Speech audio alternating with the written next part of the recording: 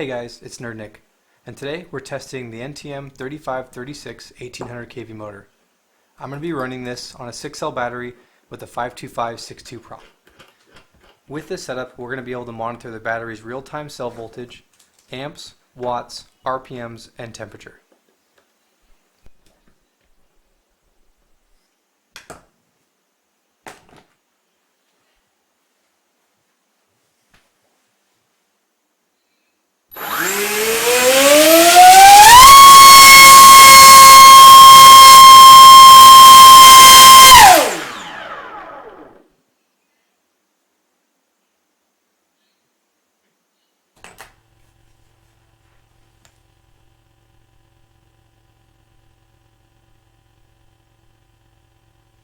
So we'll go ahead and run it up again, but this time on 4S. I'm going to be running a 7x7 prop and measuring again voltage, amps, watts, RPM, and temperature.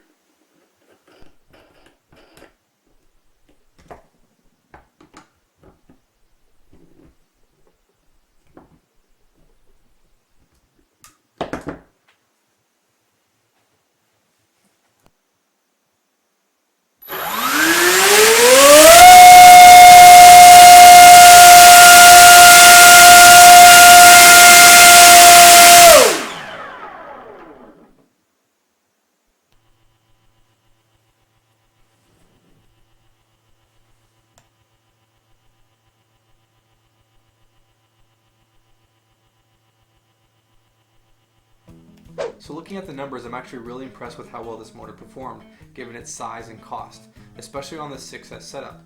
Now with the 525/625 prop, we hit nearly 1500 watts. That's insane level of power. This would couple very well on a pylon racer or even like an EFX racer size plane, and you would get incredible speed. I calculate with the RPMs we hit and the pitch of the prop, you're looking at over 186 miles an hour just on the motor. When you factor in the plane, you could drop that down, but I'd say 150, 160 would be realistic on the 6S setup. Now the 4S setup did really well also. I like that I can use a 7X prop because it gives you a lot more thrust on takeoff and it feels just more sporty when you're flying around. I use this same setup on my 800mm size planes and it holds up really well.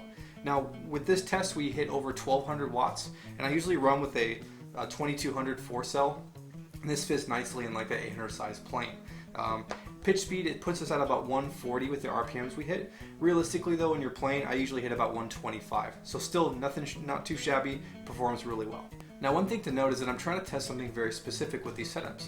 What I'm looking at is to see how far can I push this motor before it might fail. You could not fly these setups at full throttle for any amount of time without burning up the motor. But realistically, you can do fast passes, and what I'm trying to show is what kind of performance can you get out of these with the right setup.